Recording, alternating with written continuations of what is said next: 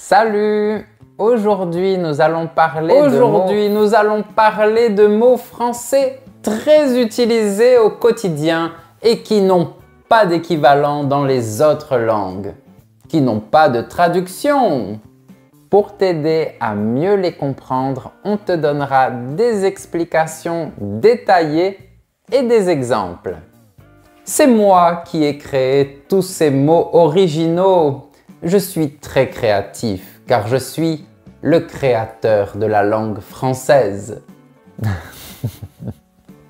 Avant de commencer, n'oublie pas de t'abonner et on commence. Monsieur le créateur, vous êtes mon invité, donc c'est vous qui choisissez le premier mot. Quel savoir-vivre, monsieur le professeur!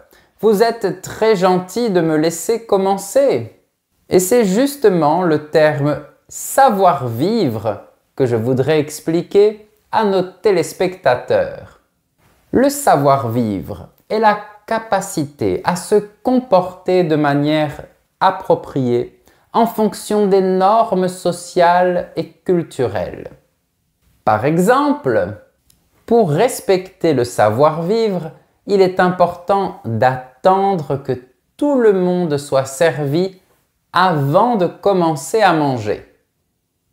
C'est faire preuve de respect et de courtoisie envers autrui. C'est vrai, c'est la politesse. Et il ne faut pas confondre le savoir-vivre avec le savoir-faire. Le savoir-faire, lui, désigne la capacité à appliquer des compétences acquises dans un domaine spécifique pour réaliser des choses. Par exemple, grâce à son savoir-faire, le sommelier a recommandé le vin parfait pour chaque plat du dîner. Quelle belle phrase! Elle me rappelle une locution en lien avec la gastronomie et qui n'a pas d'équivalent dans les autres langues. La mise en place. La mise en place est très utilisée en cuisine avant de réaliser une recette. Cela correspond à la préparation des ingrédients, la disposition des ustensiles et l'organisation des espaces de travail. Oui, c'est quand on met chaque chose à sa place. Par exemple, la mise en place impeccable a permis au chef de cuisiner rapidement et efficacement. La mise en place consiste donc à préparer et à disposer tous les éléments nécessaires avant de cuisiner. On continue avec un « je ne sais quoi ». Cela désigne une qualité ou un charme indescriptible qui rend quelque chose ou quelqu'un particulièrement intéressant sans qu'on puisse exactement dire pourquoi. C'est exact. Je vais vous donner un exemple. Le sourire de Ginette a ce je ne sais quoi qui la rend inoubliable. Cela signifie que son sourire a une qualité indescriptible. C'est quand nous avons du mal à mettre des mots sur quelque chose. Ah, Ginette. Bref. Passons à un autre mot qui est difficilement traduisible dans les autres langues. D'accord, mais avant, on va demander à tous ceux qui nous regardent de mettre un j'aime pour nous motiver à faire encore plus de vidéos. C'est fait? Allez, on continue. Je propose la nonchalance. La nonchalance désigne une attitude détendue, indifférente et sans énergie. Par exemple, Malgré l'urgence de la situation, il s'exprimait avec une nonchalance surprenante. Oui, c'est quand il y a une absence de préoccupation ou d'effort. On utilise beaucoup le mot nonchalance. On a aussi les adjectifs nonchalant et nonchalante. Par exemple, les élèves sont entrés dans la classe d'un pas nonchalant. Cette phrase signifie que les élèves sont entrés dans la classe de manière détendue, lente et sans énergie. Ils n'étaient ni pressés ni motivés. C'était un cours de mathématiques. Voilà pourquoi ils n'étaient pas motivés. Voilà un mot intéressant et qui n'a pas vraiment de correspondance dans les autres langues. C'est difficile de traduire le mot « voilà ». Nous pouvons l'utiliser comme vous l'avez fait pour exprimer une conclusion. Mais il sert aussi à présenter une personne ou à montrer quelque chose. Par exemple, « Voilà ma mère et voilà la maison où j'ai grandi ». On peut aussi utiliser ce mot pour exprimer une satisfaction ou une résolution, pour montrer qu'une action est terminée ou qu'une solution est trouvée. Par exemple, « Voilà, tu as bien compris la leçon ». Voilà vient du verbe voir. Voilà. On a aussi voici, qui correspond à vois ici. Je suis sûr que tu as déjà vu les mots voici et voilà. Déjà vu, voilà un nom qui n'existe pas dans les autres langues. En réalité, les autres langues ont emprunté notre terme, mon terme. Je vais l'expliquer. Un déjà vu décrit une sensation étrange et parfois troublante de vivre une situation actuelle comme si nous l'avions déjà vécue auparavant, malgré la certitude qu'il s'agit d'une nouvelle situation. Par exemple, en entrant, elle a eu un déjà vu. Elle avait l'impression de connaître cette maison. On peut aussi utiliser le terme « déjà vu » pour dire qu'une chose n'est pas très originale. Par exemple, « Toutes les blagues de cet humoriste, c'est du déjà vu ». Ça veut dire que tout le monde connaît ces blagues. Elles ne sont pas nouvelles. Mais changeons un peu de sujet. Prenons un verbe. Tartiner. J'adore ce mot que j'ai inventé. C'est très français. Cela signifie étaler une substance molle sur une surface. Nous, les Français, le matin, nous adorons préparer une tartine, c'est-à-dire prendre une tranche de pain et tartiner du beurre ou de la confiture par-dessus. J'adore tartiner du beurre sur ma tranche de pain. Quel délice! On peut aussi se tartiner de crème solaire pour se protéger quand on va à la mer. Et il y a un deuxième sens au mot tartiner. Dans le langage familier et figuré, il signifie aussi écrire ou parler de manière excessive ou avec beaucoup de détails, souvent de manière un peu redondante. Par exemple, elle nous a tartiné sur ses vacances pendant tout le repas. Ça veut dire qu'elle nous a raconté tous les détails de son voyage pendant tout le repas. Vous parlez de repas, voyons alors un terme qui se rapporte à cela. Je vous propose le terme « bon vivant » qui désigne une personne qui aime profiter des plaisirs de la vie. Une personne qui apprécie la bonne nourriture, les boissons raffinées et les moments agréables avec les autres. Par exemple, je suis un bon vivant et je suis toujours d'accord pour faire la fête et bien manger. On dit un bon vivant au masculin et une bonne vivante au féminin. Je confirme, c'est vrai que vous êtes un vrai bon vivant et pas seulement pour la fête ou pour bien manger. Vous aimez bien boire aussi? Non, en fait, c'est l'heure de l'apéritif. L'apéritif, c'est un autre concept qui n'existe pas toujours dans les autres pays. Pourriez-vous définir de quoi il s'agit? Bien sûr!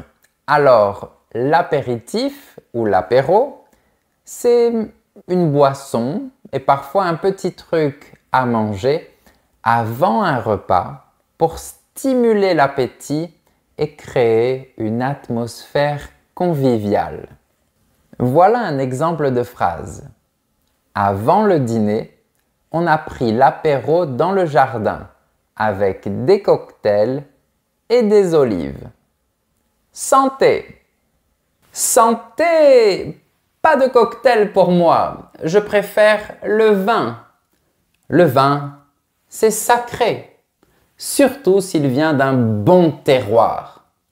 Et c'est le mot que je vais vous expliquer. Le terroir désigne l'ensemble des caractéristiques d'un lieu particulier qui influence la qualité et le goût des produits agricoles, notamment les vins, les fromages et les autres produits alimentaires. Il englobe les aspects géographiques, climatiques et culturels spécifiques à une région qui contribuent aux caractéristiques uniques des produits. Par exemple, le vin de Bordeaux exprime son terroir avec des notes élégantes, révélant la richesse du sol et du climat de la région. Comme c'est joliment dit, vous avez bien raison. Le vin de chez nous est vraiment bon. Voilà un petit mot qui mérite toute notre attention. Le mot « chez ». Il est facile, mais il n'a pas toujours d'équivalent dans les autres langues. En fait, il a plusieurs sens. Tout d'abord, il peut vouloir dire « dans la maison de ». Par exemple, je suis chez mon ami. Je suis dans la maison de mon ami. Mais il veut aussi dire dans le magasin. Par exemple, j'ai acheté ces lunettes chez Chanel. J'ai acheté ces lunettes dans le magasin Chanel. On l'utilise aussi avec les professionnels. Je vais chez le dentiste. Ça signifie que je vais au cabinet du dentiste. Ensuite, quand on parle des caractéristiques propres à une personne, on dit aussi chez. Par exemple, ce que j'aime chez toi, c'est ton regard. De manière plus générale, on peut même faire ça avec une catégorie de personnes. Regarde, acheter une baguette est une habitude courante chez les Français. C'est pour décrire l'habitude de tous les Français. Voilà. Vous oubliez une possibilité, monsieur le professeur. Nous utilisons aussi la locution de chez pour insister sur une chose, pour produire un superlatif. Par exemple, c'est nul de chez nul, pour dire que c'est complètement nul. C'est facile de chez facile. C'est extrêmement facile. Bien vu, mais généralement le mot chez fait plus souvent référence à la maison. Et quand on est loin de chez soi, on a souvent une sensation de dépaysement. Ce terme est souvent absent des dictionnaires dans les autres langues, mais en français, on l'utilise beaucoup. Il exprime le fait d'être dans un endroit qui est différent de tout ce qu'on connaît ou qu'on a déjà vu. Je vous laisse nous donner un exemple. Merci, le voilà. J'adore les destinations qui provoquent un dépaysement total. Super! Maintenant, on va voir un terme vraiment français qui traduit une réalité qui n'existe presque jamais dans les autres langues. Le mot verlan. C'est tout simplement quand on inverse les syllabes ou les lettres d'un mot et parfois on modifie les syllabes. On fait ces inversions pour être plus cool, plus décontracté et c'est surtout les jeunes qui utilisent le verlan. Je refuse de commenter ce mot. Je n'ai pas inventé cela. C'est une aberration. Ok, je vais quand même donner quelques exemples. Ouf pour dire fou. Zarbi pour dire bizarre. Teuf pour dire fête. Il y en a encore plein d'autres, mais attention parce qu'on utilise le verlan dans un contexte très familier. Je pense qu'il est plus intéressant d'analyser un vrai fait grammatical que j'ai inventé pour énerver les gens qui apprennent le français. Nous pourrions parler des pronoms y et en qui n'existent presque jamais dans les autres langues. Ah, c'est vrai que ces deux pronoms sont souvent mal compris parce qu'ils sont inutiles dans les autres langues. Petite explication. Y représente généralement le lieu où on va. Tu vas à Paris?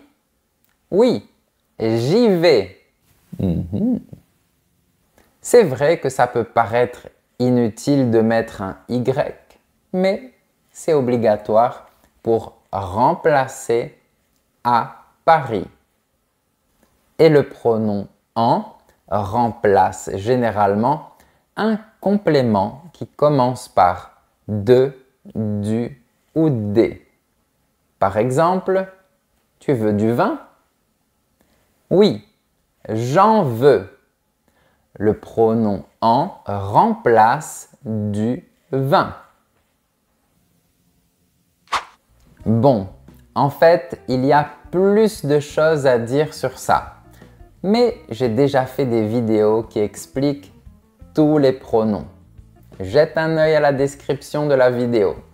Je te laisse plein de liens très utiles. Monsieur le créateur, je vous remercie. C'était un plaisir de discuter avec vous. Pareillement, mon cher ami, passez chez moi pour l'apéro. Au revoir à toutes et à tous. J'arrive. La vidéo est terminée, mais si tu veux voir du contenu exclusif et soutenir ma chaîne, tu peux rejoindre les super élèves. Le lien est juste en bas.